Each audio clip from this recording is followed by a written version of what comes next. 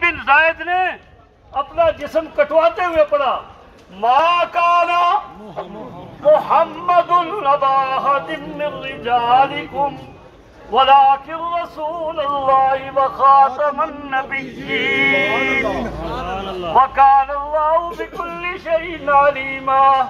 پھر اس نے دوسرا ہاتھ کٹا ہوا ہاتھ بلند کر کے جب تک جسم میں جان رہی وہ یہی پڑھتا رہا ما کان محمد ابا احد من رجالکم ولكن رسول اللہ، شہید ہو گیا۔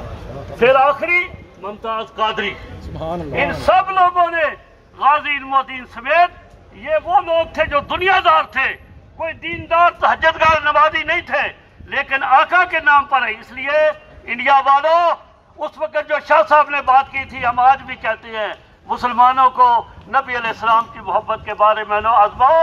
مسلمان حضور کی محبت میں ہر چیز قربان کر دینے کے بعد اپنی سعادت سمجھتا ہے۔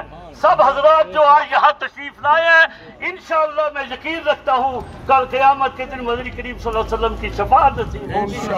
وما علینا الا البلاغ المبین۔ تمام اللہ کا شکریہ۔